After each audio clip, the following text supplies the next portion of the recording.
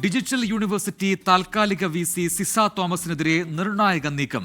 Digital സർവകലാശാല board of governor's Ciza തോമസിനെതിരെ പ്രമേയം പാസാക്കി. 24 ബിഗ് ബ്രേക്ക്. ഉമേഷ് ബാലകൃഷ്ണൻ തിരുവനന്തപുരത്ത് ചേരുന്നു കൂടുതൽ വിവരങ്ങളുമായി. ഉമേഷ്, എന്താണ് ഇത്തരത്തിലൊരു നീക്കത്തിന് പിന്നിൽ? വിശദാംശങ്ങൾ എന്താണ്? പ്രജൻ, ഇന്നലെയാണ് ബോർഡ് ഓഫ് ഗവർണേഴ്സ് യോഗം ചേരുന്നത്. ഇതിൽ ഏറ്റവും നിർണായകമായി കൊണ്ടുവന്നത്, അതായത് ഉന്നത വിദ്യാഭ്യാസ കൗൺസിൽ മെമ്പർ സെക്രട്ടറി രാജൻ വർഗീസാണ് ഇത്തരമൊരു പ്രമേയം കൊണ്ടുവന്നത്. കാരണം സാധാരണ യൂണിവേഴ്സിറ്റികൾ സിൻഡിക്കേറ്റ് പോലെ ഡിജിറ്റൽ സർവകലാശാലയിൽ ഏറ്റവും പരമോന്നത ബോഡി എന്ന് പറയുന്നത് ബോർഡ് ഓഫ് ഗവർണേഴ്സ് ആണ്. ആ ബോർഡ് ഓഫ് ഗവർണേഴ്സിനെ അറിയിക്കാതെ ഡിജിറ്റൽ സർവകലാശാല താൽക്കാലിക വിസി സിസ തോമസ് ചാൻസലർക്ക് ഒരു പരാതി നൽകി. ആ പരാതി നൽകിയ രീതി എന്ന് പറയുന്നത് ഈ ഏറ്റവും ഉന്നത ബോഡിയായ ഈ ബോർഡ് ഓഫ് ഗവർണേഴ്സിന്റെ വിശ്വാസ്യതയെ ചോദ്യം ചെയ്യുന്നതാണ്. അതിനെതിരെയാണ് പ്രമേയം കൊണ്ടുവന്നത്. അതായത് ചിപ്പ് നിർമ്മാണവുമായി ബന്ധപ്പെട്ട് ഡിജിറ്റൽ സർവകലാശാലയുടെ തന്നെ ഒരു കമ്പനിയുണ്ട്.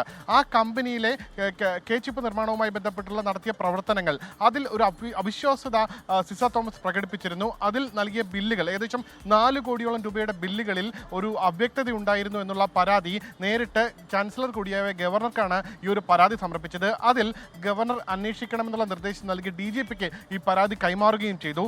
ഇതിനെതിരെയാണ് ഇപ്പോൾ പ്രമേയം ഡിജിറ്റൽ സർവകലാശാലയിൽ VC കൂടി സാന്നിധ്യത്തിൽ ചേർന്ന ബോർഡ് ഓഫ് ഗവർണേഴ്സ് VCക്കെതിരെ സിസ തോമസിനെതിരെ കൂടി പ്രമേയം പാസാക്കിയത്.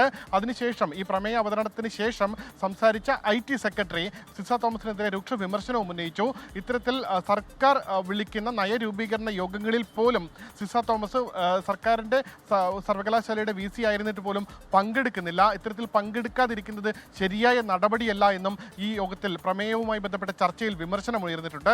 എന്തായാലും സിസ തോമസ് പങ്കെടുത്ത അതേ യോഗത്തിൽ ഡിജിറ്റൽ സർവകലാശാലയുടെ ഏറ്റവും പരമോന്നത ബോഡിയായ ബോർഡ് ഓഫ് ഗവർണേഴ്സ് വിമർശിച്ച് ഒരു പ്രമേയം പാസാക്കിയിരിക്കുന്നു. എന്തായാലും ആ നടപടി സിസ തോമസിന്റെ ഈ പരാതി നേരിട്ട് നൽകിയതല്ല. അത് സാധാരണ പരാതി ഉണ്ടെങ്കിൽ അത് ഏറ്റവും പരമോന്നത ബോഡിയായ ഈ ബോർഡ് ഓഫ് ഗവർണേഴ്സിൽ ചർച്ച ചെയ്യേണ്ടതാണ് എന്നുള്ളതാണ് ഈ പ്രമേയത്തിന്റെ അന്തസത്ത.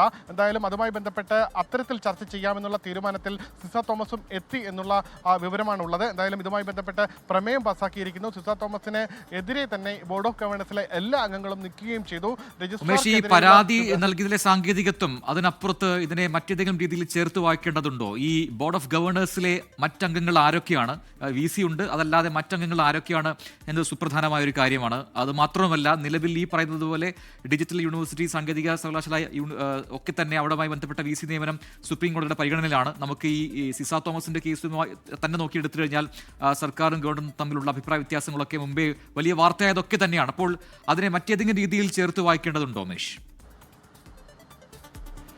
സാധാരണ ഒരു സർവകലാശാലയുടെ നടപടിയായി ഇതിനെ കാണാൻ കഴിയില്ല. കാരണം ഈ ഡിജിറ്റൽ സർവകലാശാലയുടെ ബോർഡ് ഓഫ് ഗവർണേഴ്സ് എന്ന് പറയുന്നതിൽ രാഷ്ട്രീയക്കാരില്ല. അതിൽ പൂർണ്ണമായി അക്കാദമിക് വിദഗ്ധരും IT വ്യവസായികളും ഒപ്പം IITയിൽ നിന്നുള്ള പ്രതിനിധികളും അടക്കമുള്ളവരാണുള്ളത്.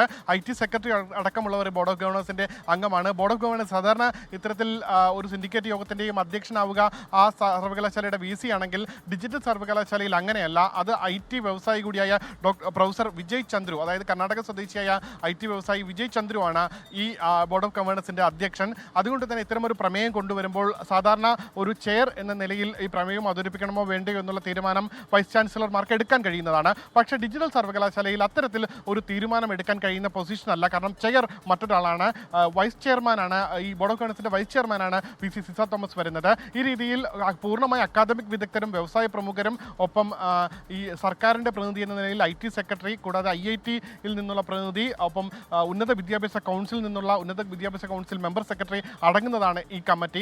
എന്തായാലും ഇത്തരത്തിൽ ഒരു ബോർഡ് ഓഫ് ഗവർണേഴ്സ്, ഉന്നത ബോഡി തന്നെ ഈ സിസ തോമസിന്റെ നടപടി, ഇത്തരത്തിൽ നേരിട്ട് ചാൻസലർക്ക് പരാതി നൽകിയ നടപടിക്കെതിരെ രംഗത്തെത്തിയിരിക്കുന്നു. അതിൽ അവർ അംഗീകരിച്ചുകൊണ്ട് ഒരു പ്രമേയവും പാസാക്കിയിരിക്കുന്നു. സ്വാഭാവികമായി ഈ സർവകലാശാലയുടെ നടത്തിപ്പിൽ സിസ തോമസ് സ്വന്തം നിലയിൽ എടുത്ത തീരുമാനങ്ങൾ അതിന്റെ പരമോന്നത ബോഡി തന്നെ ചോദ്യം ചെയ്യുകയും അതിനെതിരെ പ്രമേയം പാസാക്കുകയും ചെയ്തിരിക്കുന്നു എന്നുള്ളതാണ് ഏറ്റവും സുപ്രധാനം. പ്രജിൻ, ശരി. ഉമേഷ് ബാലകൃഷ്ണനാണ് തിരുവനന്തപുരത്ത് വിശദാംശങ്ങൾ നൽകിയത്. ലോകത്തെവിടെയായാലും ഏത് സമയത്തും 24 വാർത്തകളും ഓഗ്മെന്റഡ് റിയാലിറ്റി പാക്കേജുകളും എക്സ്പ്ലെയിനറുകളും വിശദമായി കാണാൻ ഞങ്ങളുടെ YouTube ചാനൽ നിങ്ങൾക്ക് സബ്സ്ക്രൈബ് ചെയ്യാം.